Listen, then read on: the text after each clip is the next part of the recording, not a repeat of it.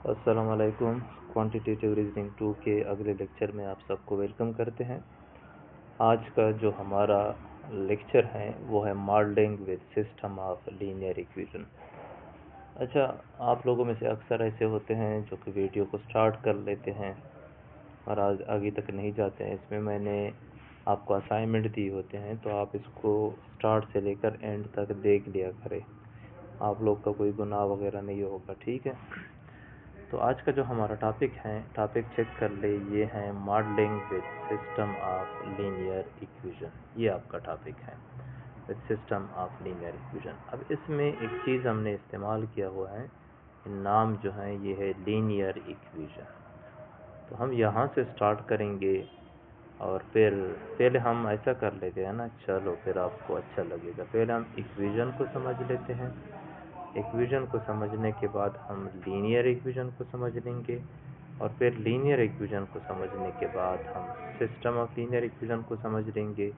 और ये सारा कुछ हो जाएगा तो फिर हम इस पूरे टॉपिक यानी modelling with system of linear equation को समझ लेते हैं। तो चलो, जैसे कि मैंने आपको कहा कि सबसे पहले हम समझते हैं इक्वेशन को।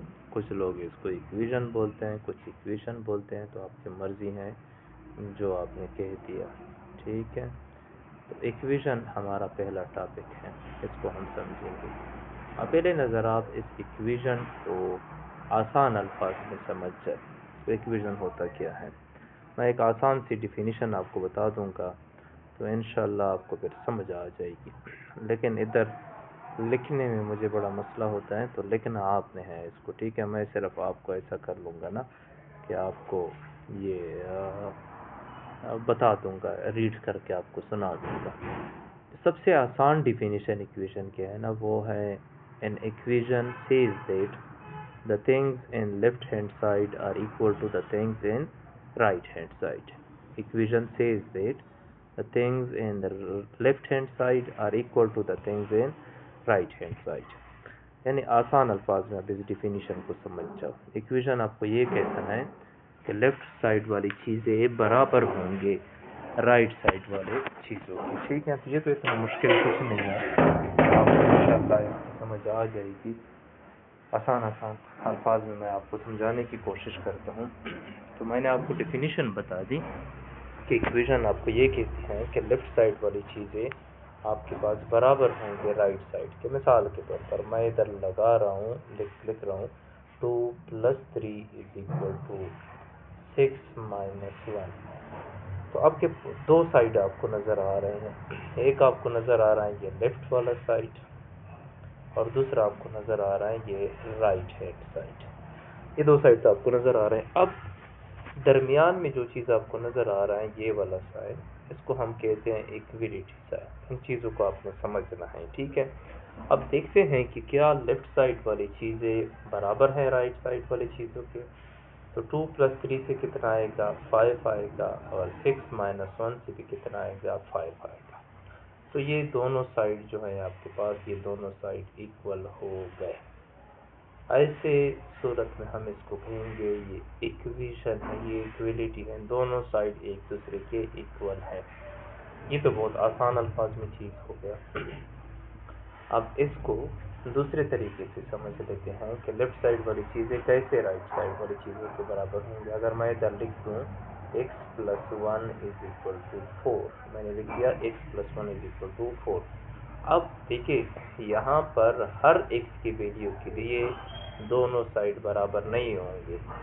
क्या मतलब है इसका? इसका मतलब ये है कि अगर मैं x + 1 को दूसरे साइड पर ले जाऊं, ये हो जाएगा -1, और 4 से अगर आप 1 निकाल दें तो आपके पास x की वैल्यू आ जाएगी 3। ये जो मैंने लिखा ना x = 3, इसको हम कहते हैं वैल्यू ऑफ अननोन। जो अननोन था आपके पास इक्वेशन में, जो वेरिएबल था आपके पास, कौन सा वेरिएबल था, वो x था, ये उसकी वैल्यू बन गई।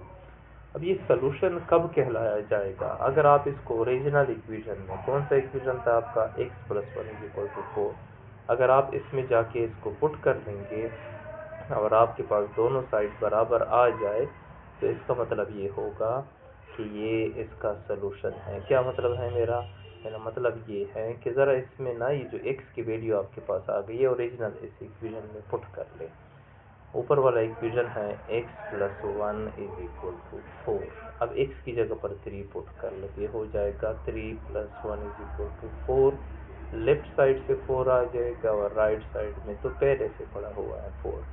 देखिए इस बात को अब याद रखें, अगर वैल्यू पुट करने से, किस चीज़ में वैल्यू पुट करने से, ओरिजिनल इक्वेशन में वैल्यू पुट करने से लेफ्ट साइड राइट साइड के बराबर आ जाए। अब इस बात को समझे, अगर अननोन की वैल्यू इक्वेशन में पुट करने से, ये है अननोन की वैल्यू और ये है आपके पास ओरिजिनल इक्वेशन, इसको ओरिजिनल इक्वेशन में पुट करने से लेफ्ट साइड बराबर आ जाए राइट साइड के, तो ऐसे वैल्यू को हम कहते हैं, ये है आपके पास सलूशन। क्या कहलाया जाएगा? ये सलूशन कहलाया जाएगा, या इसको लोग कह देते हैं एग्जैक्ट सलूशन। इसको याद रखिए, इसको एग्जैक्ट सलूशन भी कहते हैं। ठीक है, ई डॉट सलूशन, इसका मतलब एग्जैक्ट सलूशन।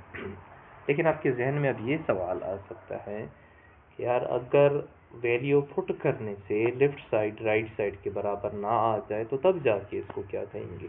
तो तब इसको हम कहेंगे एक्सट्रेनियस सलूशन। ये ऐसा सलूशन है जो इसमें पुट कर ले हम, तो पुट करने से लेफ्ट साइड जो है वो राइट साइड के बराबर नहीं आ जाए, तो फिर ऐसे सलूशन को हम अप्रॉक्सीमेट, कुछ केसेस में लोग इसको अप्रॉक्सीमेट सलूशन कहते थे। अप्रॉक्सीमेट सलूशन कब कहेंगे? कि अगर लेफ्ट साइड और राइट साइड में बहुत ज़्यादा फर्क ना हो, यानी लेफ्ट साइड आ गया 1.999 के और राइट साइड 2 के बराबर आ गया, तो this is the approximate solution. ये इसका तकरीबन सलूशन है लेकिन ये इसका एग्जैक्ट सलूशन नहीं है। तो मेरे ख्याल में यहाँ तक आपको इसकी समझ आ गई होगी। तो अगले उसकी तरफ चलते हैं, अगले स्लाइड की जानिब। देखिए अगली चीज़ को समझ जाए। अब ये तो मैंने आसान अल्फाज में आपको बता दिया, अब थोड़ा सा ना इसको एडवांस कर लेते हैं। लेकिन वहाँ जाने से पहले आपको पता होना चाहिए वेरिएबल का, कांस्टेंट का और अलजेब्रिक ऑपरेटर्स का। तो ये हो गया वेरिएबल। अब ये डिफिनीशन मैं आपको सुना रहा हूँ, आपने इसको खुद जाके अपने कापियों पर, नोटबुक वगैरह पर लिख लेना है। वेरिएबल क्या चीज़ है? Variable are all those quantities which change their value. यहाँ क्या कह रहा हूँ कि जो अपने वैल्यू को चेंज कर ले। All those quantities which change their value, वो तमाम क्वांटिटीज जो कि अपने वैल्यू को चेंज कर ले, उनको हम वेरिएबल कहेंगे। इसके बरअक्स क्या होता है आपके पास? वो होता है कांस्टेंट। तो एक मैंने आपको बता दिया वेरिएबल और दूसरा हो गया कांस्टेंट। अब कांस्टेंट क्या होगा? Which does not change their values, does not change. तो यहाँ तक आप समझ गए होंगे। अच्छा, अब जो वेरिएबल आपके पास होते हैं उनको अमूमी तौर पर जनरली मोस्टली हम इनको डिनोट करते हैं स्मॉल XYZ से। तो वेरिएबल को जनरली हम किस चीज़ से डिनोट करेंगे? स्मॉल XYZ से। ये जो कांस्टेंट है इनके एग्जांपल ज़रा समझिए, लाइक 1 कांस्टेंट है, 2 कांस्टेंट है, 3 कांस्टेंट है वगैरह वगैरह। दे आर द कांस्टेंट, ये अपनी वैल्यू को चेंज नहीं करेंगे। अब रियल लाइफ में ज़रा वेरिएबल और कांस्टेंट को समझ जाओ। वेरिएबल ऐसे तमाम चीज़ें हमारे लाइफ में होती हैं जो कि अपने आप को चेंज करते हैं वक्त के लिहाज से। मिसाल के तौर पर आपकी एज जो है, उम्र जो है आपकी एज, और एज इज़ वेरिएबल जो कि वेरी करता है हर 1 सेकंड के बाद।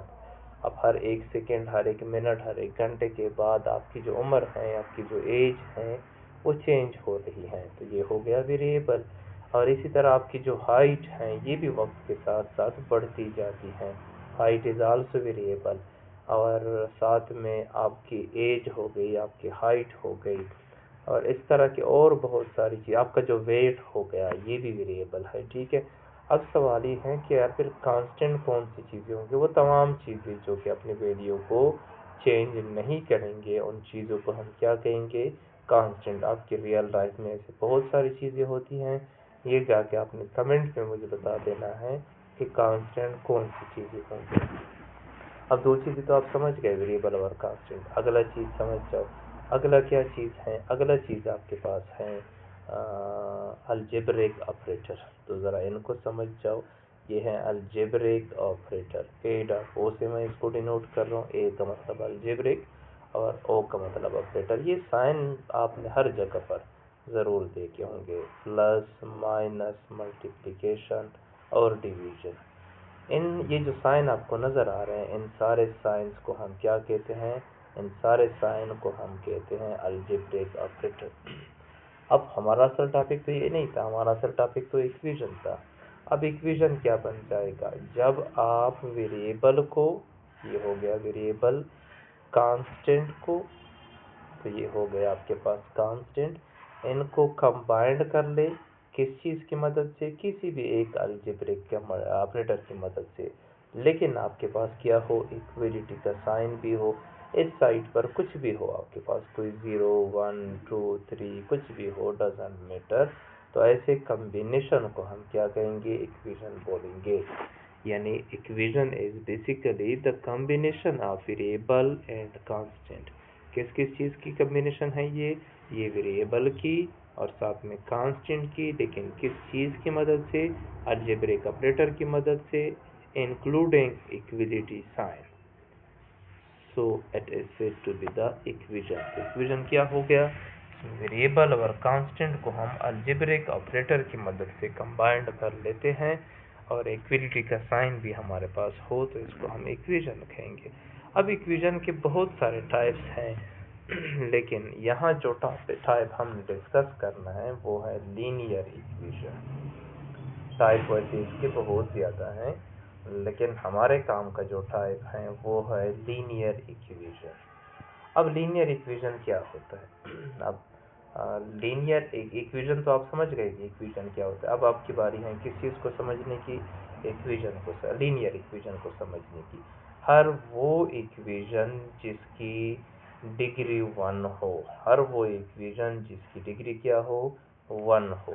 अब आपके जहन में यह आएगा, डिग्री का लफ्ज़ तो हमने सुना ही नहीं है। डिग्री का मतलब क्या होता है, ये वेरिएबल का हाईएस्ट पावर होता है। हाईएस्ट पावर ऑफ वेरिएबल, कौन सा variable, which appear in the equation. यानी अगर वेरिएबल का सबसे बड़ा पावर, सबसे हाईएस्ट पावर आपको 1 नज़र आ जाए तो हम कहेंगे कि ये इक्वेशन कौन सा इक्वेशन है, ये आपके पास है लीनियर इक्वेशन। कौन सा इक्वेशन है, लीनियर इक्वेशन। इस हाईएस्ट पावर को हम कहते हैं डिग्री। तो ये देखिए दो एमसीक्यूज आपको मिल गए। पहला एमसीक्यूज कि डिग्री क्या होता है, डिग्री का मतलब होता है हाईएस्ट पावर ऑफ वेरिएबल। दूसरा एमसीक्यूज के लीनियर इक्वेशन की डिग्री कितनी होती है, degree of linear equation is 1। ये दोनों चीज़ें आप समझ गए हैं।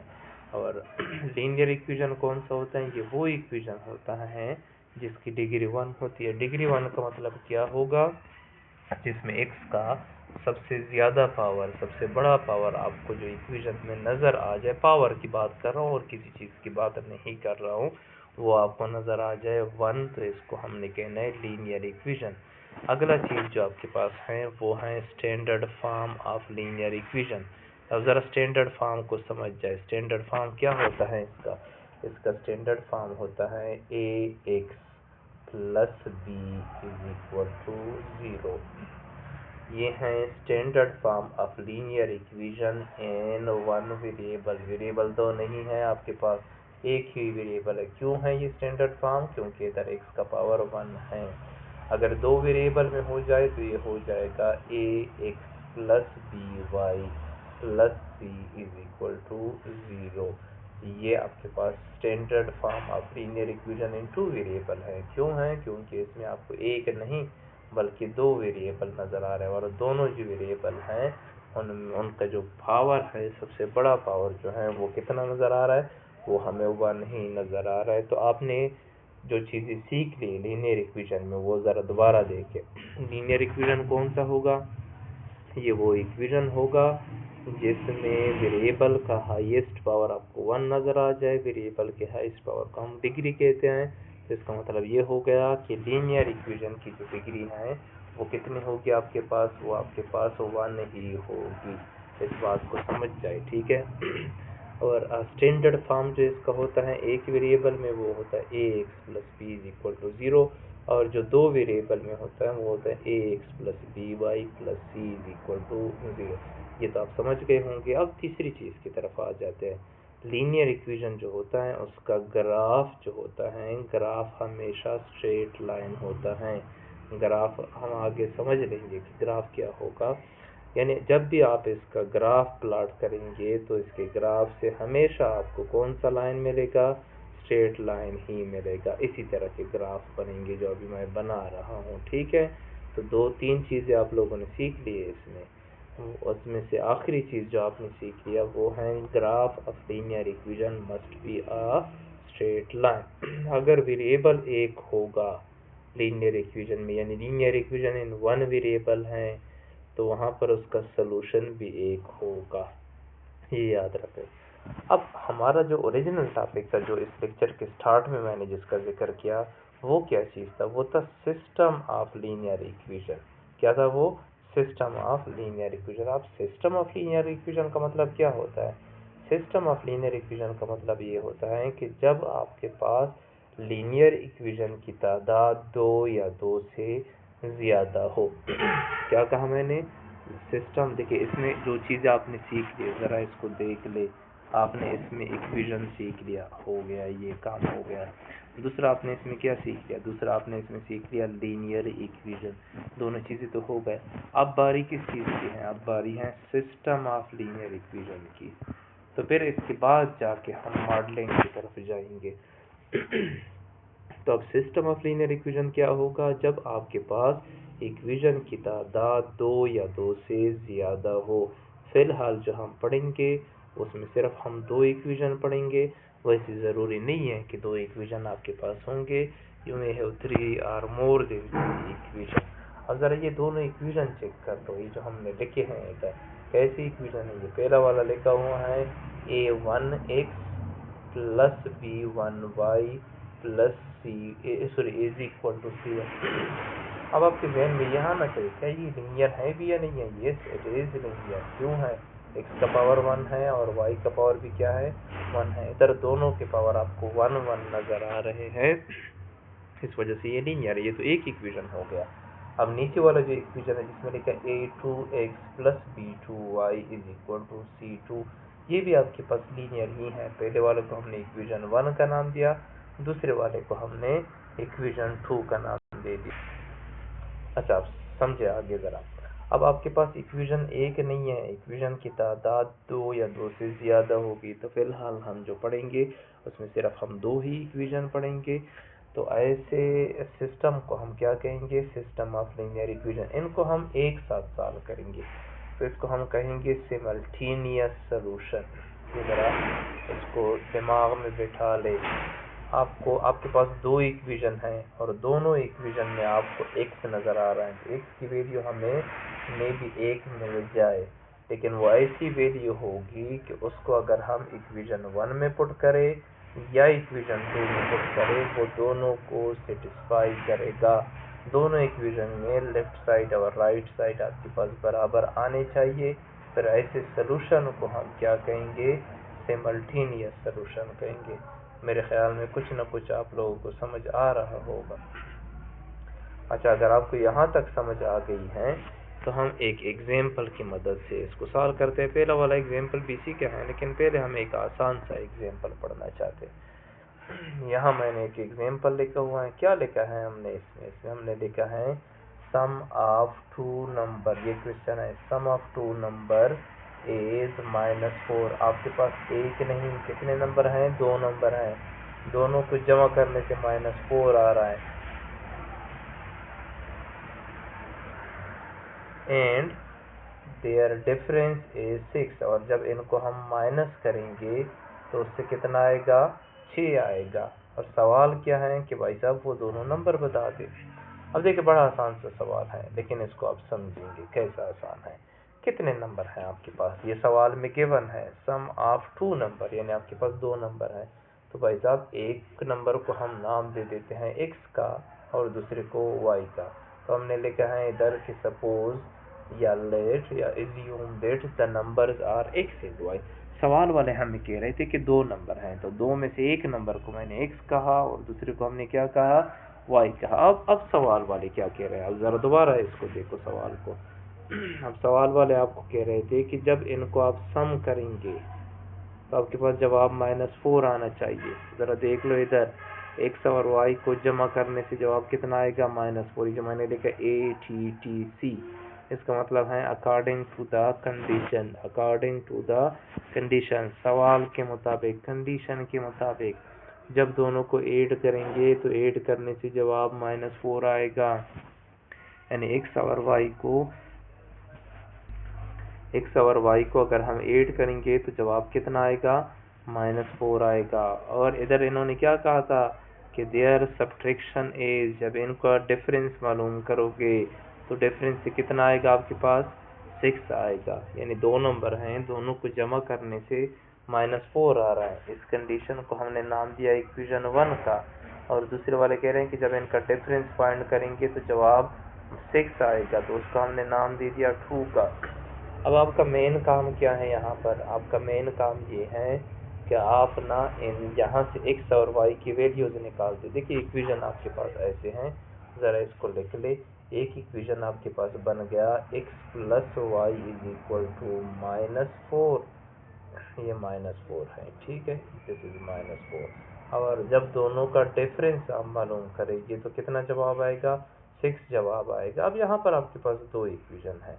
अब आसान तरीका तो इसका ये है कि जो अभी मैं करवाने वाला हूँ ये सबसे इजी तरीका है आपके पास, ठीक है, आसानी से निकाल सकते हैं। कि या तो आप इन दोनों इक्वेशन को, एक को हमने इक्वेशन 1 कहा, दूसरे को इक्वेशन 2 कहा, या तो आप इनको ऐड कर ले या इनको सब्ट्रैक्ट कर ले। अब आपके जहन में ये आना चाहिए यार हमें कैसे पता चलेगा कि अभी ऐड करना है और अभी सब्ट्रैक्ट करना है। आपका मेन काम क्या होता है, या तो इन सिस्टम से x को निकाल दो, एलिमिनेट कर लो, या y को एलिमिनेट कर लो, ये आपका मेन काम है। अब देखिए मिसाल के तौर पर आप y को ख़त्म करना चाहते हैं, इधर से ज़रा y के साइन चेक कर लो। इक्वेशन नंबर 1 में y का साइन पॉजिटिव है, इक्वेशन 2 में y का साइन नेगेटिव है। जब भी आपको इस तरह का कंडीशन नज़र आ जाए कि किसी वेरिएबल के पावर अपोजिट हो तो आप वहाँ पर इक्वेशन को ऐड करो। अब इसके नीचे लिख देंगे एडिंग इक्वेशन 1 एंड 2। अगर हम ऐड कर ले तो x + x से आपके पास आ जाएगा 2 दफ़ा x, प्लस y और -y ख़त्म हो जाएगा। y -4 से 6 निकाल दो तो आपके पास 2 आ जाएगा। बड़ा आसान सा ये इक्वेशन बन गया। नेक्स्ट वाला आपके पास, अब इस इक्वेशन में ना आपके पास सिर्फ x रह गया, ऊपर सिस्टम में x भी था y भी था। अभी जो नया हमने बना दिया, suppose this is equation number 3, इसमें आपको सिर्फ और सिर्फ x नज़र आ रहा है। अब आपका क्या काम है, अगला काम आपका ये है कि या तो आप इधर से मीन आपका काम यह है कि x की वैल्यू निकाल दो। इधर आपको सिर्फ x चाहिए, ये वाला 2 आपको नहीं चाहिए, तो 2 को ना दोनों साइड पे डिवाइड कर ले, dividing both side by 2, divide कर लिया हमने। अब क्या करेंगे, ये 2 और ये 2 ख़त्म हो जाएगा, आपके पास सिर्फ और सिर्फ रह जाएगा x। 2 को 2 पर डिवाइड कर लेंगे तो जवाब कितना आ गया, 1। तो जो पहला वाला नंबर था वो आपको मिल गया। वो कितना नंबर है, वो है आपके पास 1। उम्मीद करते हैं यहाँ तक तो आपको समझ आ गई होगी इस चीज़ की, इसमें तो ऐसा कोई ख़ास मसला नहीं है। एक नंबर आपको मिल गया, वो है x और उसकी कितनी वैल्यू आ गई, 1, यानी पहला नंबर आपके पास 1 है। अब आपका काम ये है कि आप दूसरा नंबर फाइंड कर लो। तो आप इन दोनों में से कोई सा एक इक्वेशन लिख दो। मिसाल के तौर पर हम दूसरा इक्वेशन लिखना चाहते हैं, चलो पहला लिख दो, आपकी मर्जी जो आपने लिखना है। पहला इक्वेशन क्या था, x + y = -4। इस इक्वेशन में ना जहाँ पर x नज़र आ रहे हैं उधर x की जगह पर, x की वैल्यू तो आपको मिल गई, x की जगह पर 1 पुट कर लो तो ये हो जाएगा 1 + y = -4। ये प्लस y अपनी जगह पर लगा दो। भाई साहब इधर आपको नज़र आ रहा है, क्या नज़र आ रहा है आपको, +1 नज़र आ रहा है। दूसरे साइड पे जाएगा तो ये -1 हो जाएगा, तो y = -5। तो वो दोनों नंबर आपको मिल गए। कौन कौन से नंबर हैं, एक नंबर आपको मिल गया, क्या मिल गया आपको कि x की वैल्यू आपके पास है, कितनी है, माइनस नहीं है, ये शायद हमारे पास 1 ही आ गया था, तो x की वैल्यू आपको मिल गई, x 1 है। और y कितना मिल गया आपको, y आपको मिल गया कि y इज इक्वल टू -5। देखिए ये वैल्यूज तो मिल गया आपको, लेकिन आपको कैसे पता चलेगा कि ये वैल्यू ठीक है या गलत है। कोई से एक इक्वेशन लगा दो, x plus y is equal to -4 लगा दिया, x की वैल्यू पुट कर लो 1 है, y की वैल्यू पुट कर लो कितनी है, -5 है। दूसरा साइड क्या है, -4, प्लस माइनस से माइनस आ जाएगा, -4 इज इक्वल टू -4। दोनों साइड आपके पास बराबर आ ही गए। अगर दोनों साइड बराबर आ जाए तो इसका मतलब ये है कि जो जवाब आपने फाइंड किए थे वो जवाब बिल्कुल दुरुस्त थे। आप लास्ट में लिख देंगे कि so the number are 1 and -5। वो जो दो नंबर जो आपको चाहिए थे उनमें से एक नंबर 1 है और दूसरा -5 है। इनको ऐड करेंगे तो -4 आ जाएगा और इनको सब्ट्रैक्ट कर लेंगे तो आपके पास 6 आएगा। तो ये हो गया एक सवाल आपके पास।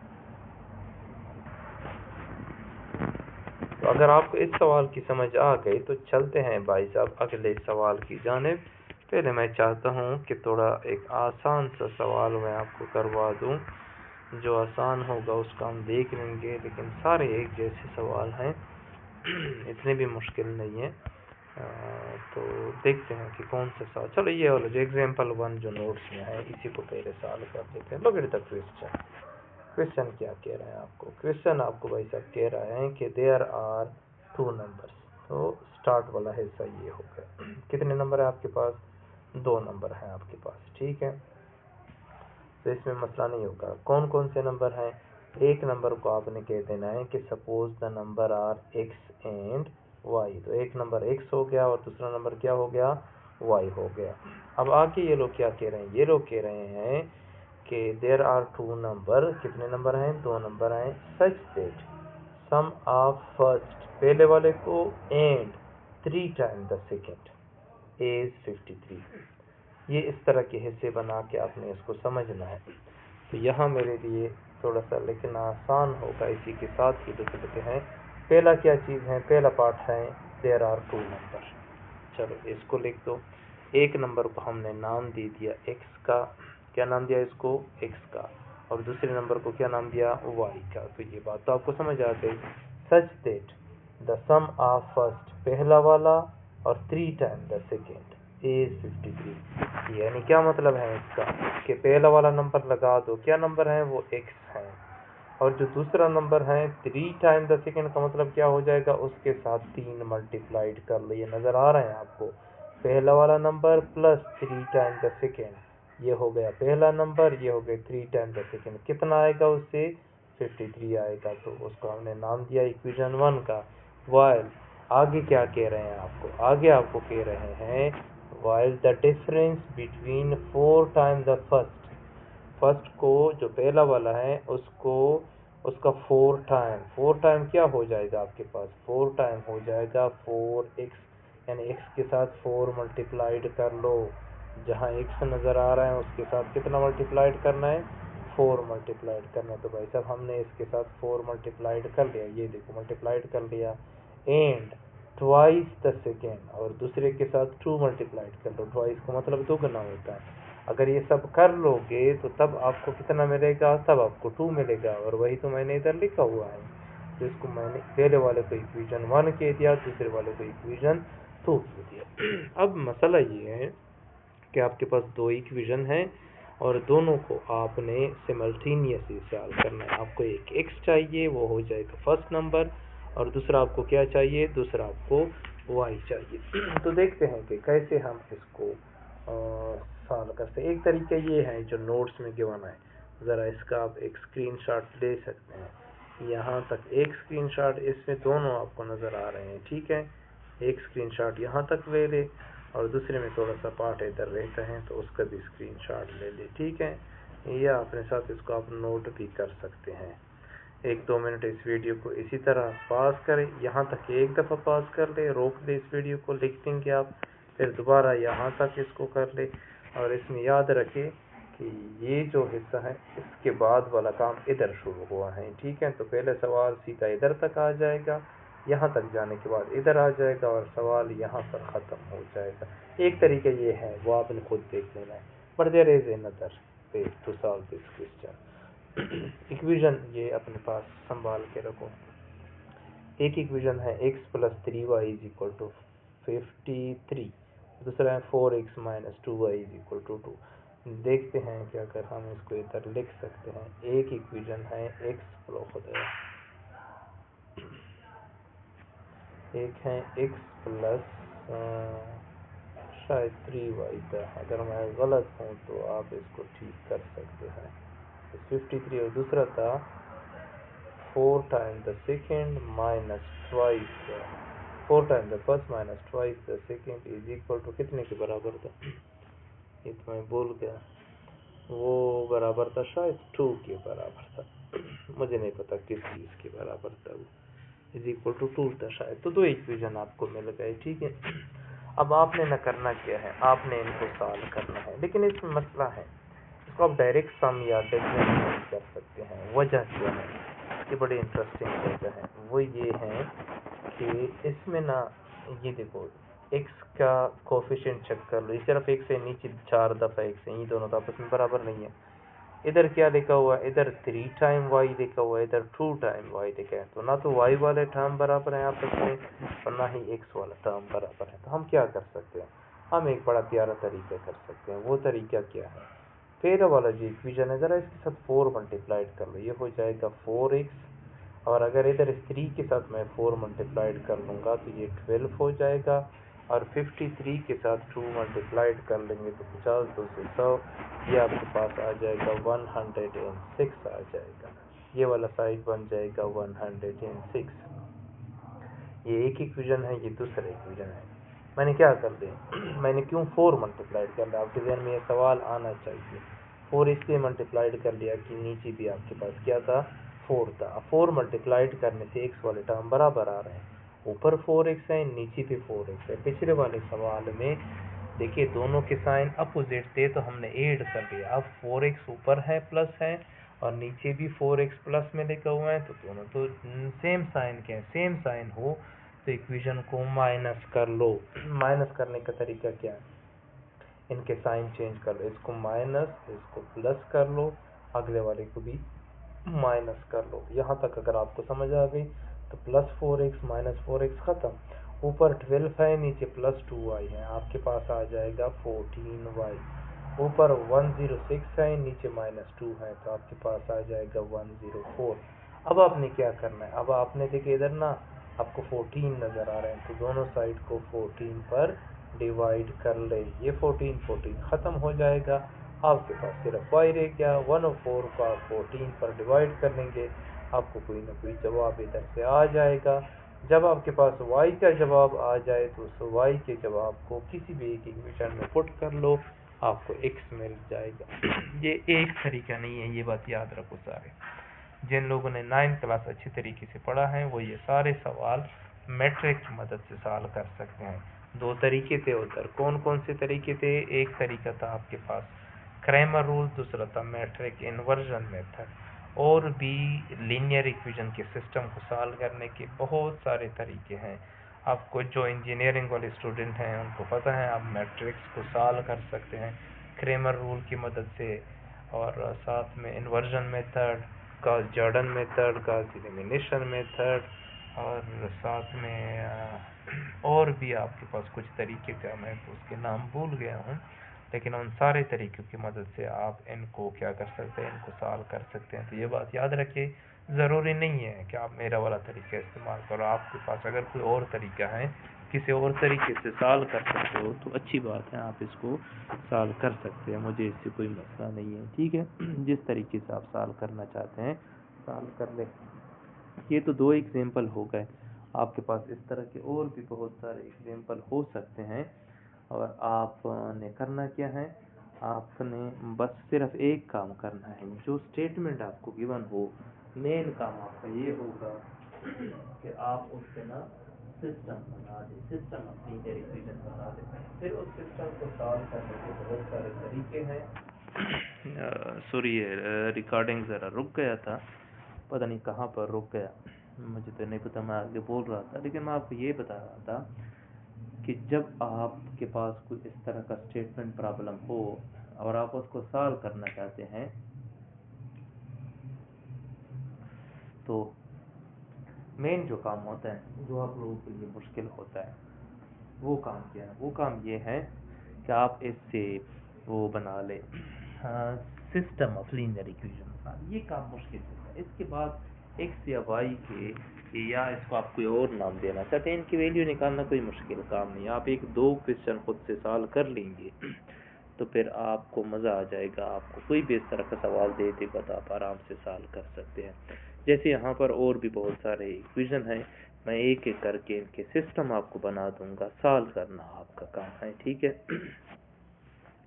अच्छा, ये जो सवाल आपको नजर आ रहा है क्वेश्चन नंबर 3, ये सवाल मैंने लिया है क्लास 9 के मैथ्स बुक से, और ये है एक्सरसाइज नंबर 1.6 KPK बोर्ड का, ठीक है।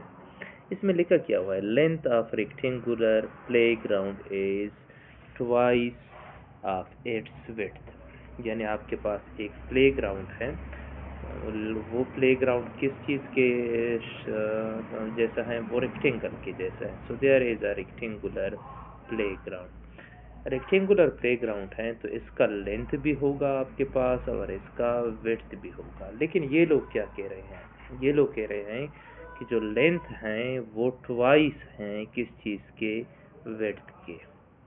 अब आपने जो सवाल सॉल्व किए थे ना, आपने उधर क्या किया था, आपने एक्स और वाई लगाया था। तो हम ऐसा आपके आसानी के लिए कर लेते हैं कि let x is equal to length and y is equal to width of the rectangle. ये जो इक्वेशन है ये बन जाएगा x is equal to 2y। अब ये भी इक्वेशन है, लेकिन आपके आसानी के लिए आप इसको बना दो x minus 2y is equal to 0। ये भाई साहब बन गया आपके पास इक्वेशन नंबर 1। ये इक्वेशन नंबर 1 बन गया आपके पास, एक इक्वेशन तो इधर बन गया। आगे सवाल में क्या लिखा है, अच्छा आगे सवाल में इन्होंने लिखा है पैरामीटर ऑफ रेक्टेंगल इज 30। यानी ये जो रेक्टेंगल है इसका पैरामीटर जो है, पैरामीटर का मतलब क्या होता है, पैरामीटर का असल में मतलब होता है ना कि ये जो पूरा एरिया, ये जो बॉर्डर आपको नजर आ रहा है, इनके लेंथ को हम पैरामीटर कहते हैं। ये बात याद रखो। अब आपने जो चीज़ समझना है वो क्या है, वो ये है कि पैरामीटर ऑफ रेक्टेंगल का फार्मूला वो होता है P is equal to 2 into length plus width. ये फार्मूला है पैरामीटर ऑफ रेक्टेंगल का। अब इसमें सारे वीडियोस पुट कर लो, किताब में गिवन है आपको इस एग्जांपल में कि पैरामीटर 30 के बराबर है, तो P की जगह पर 30 पुट कर लो, 2 की जगह पर 2 पुट कर लो, लेंथ को x का नाम और विड्थ को y का नाम दे दो, आसान सा चीज़ हो गया। अब आपने नेक्स्ट क्या करना है, यहाँ पर आपको एक 2 नज़र आ रहा है, इसको आसानी से ख़त्म कर लो, दोनों साइड को 2 पर डिवाइड कर लो, उड़ा के रख दो इनको, 2 1 इज 2, 2 15 इज 30। तो इक्वेशन आपको मिल गया x plus y is equal to 15। दोनों इक्वेशन आपको मिल गए। एक इक्वेशन क्या है, x minus 2y is equal to 0। इधर ज़रा लिख लेते हैं इसको फिर से। एक है x minus 2y is equal to 0 और दूसरा आपको मिल गया x plus y is equal to 15। अब अगर ये दोनों इक्वेशन मिल गए तो इसको सॉल्व करना बड़ा आसान काम है। कैसे करेंगे, दोनों की साइन हमें सेम नज़र आ रहे हैं तो इक्वेशन को सब्ट्रैक्ट कर लो, यानी नीचे वाले के साइन चेंज कर लो, प्लस एक्स माइनस एक्स खत्म हो जाएगा, माइनस 2y माइनस वाई से माइनस 3y आ जाएगा और 0 माइनस 15 से माइनस 15 आ जाएगा। अब क्या करेंगे, माइनस माइनस उड़ा के रख दो, दोनों साइड को 3 पर डिवाइड कर लो, ये 3 और 3 खत्म हो जाएगा। तो भाइयों और बहनों आपके पास y की वैल्यू आ जाएगी 5। So the width is 5। ये मिल गया आपको विड्थ। अब बारी है लेंथ की, तो लेंथ कैसे फाइंड करेंगे, हमने इक्वेशन बनाया था length is twice of its width, x is equal to 2y। ज़रा इसकी वैल्यूज पुट कर लो, x इज इक्वल टू 2 की जगह 2 पुट कर लो, y की वैल्यू मिल गई आपको, वो क्या है 5 है। तो x is equal to 2 5 is 10। x को आपने लेंथ का नाम दिया था, लेंथ 10 आ गया, वो कोई सेंटीमीटर मिलीमीटर फीट जिस चीज़ में भी हो उसमें हो सकता है। और y को आपने विड्थ कहा था, आपको y के भी वैल्यू मिल गए, दोनों चीज़ों की वैल्यूज आपको मिल गए। तो ये कितना आसान सा सवाल था, इसको सॉल्व करना तो कोई मुश्किल ही नहीं है। ऐसे सवालों को आपने सॉल्व करना है, ये पेपर के लिए बड़े इम्पोर्टेंट हैं। ठीक है, अगला सवाल देखो। अगला सवाल आपको क्या कह रहा है? अगला सवाल आपको कह रहा है कि 3 bags एंड 4 पेन। तो भाई बेग 3 बेग हैं और 4 पेन है, कोई बंदा उसको ले रहा है, तो इनकी एक साथ जो कीमत बन रही है वो 257 रुपीज़ है। दूसरा क्या कह रहा है यार, 4 बेग्स इन 3 पेन, 4 बेग हो और 3 पेन हो, एक साथ इनकी कीमत 324 रुपये बन रही है। आपका काम है find cost of a bag and 10 pen. एक बेग और 10 पेन की कीमत आपको चाहिए। ये इसमें जो लास्ट वाला है ना 10 पेन्स, ये इंपॉर्टेंट चीज़ है, यहाँ पर सारे लोग कंफ्यूज हो जाएंगे। तो ज़रा समझते जाए सवाल को। सवाल आपको क्या कह रहे हैं? सवाल में हमने लिखा कास्ट ऑफ बेग, बेग की कीमत को एक्स का नाम दे दिया, पेन की कीमत को हमने क्या नाम दिया, वाई का नाम दिया, according to the condition. Condition क्या कह रहा है? 3 बेग हैं तो 3 एक्स हो गए, 4 पेन्स हैं तो 4 वाई हो गए, कीमत इनकी एक साथ कितनी है? 257 रुपीज़ के बराबर हो गए।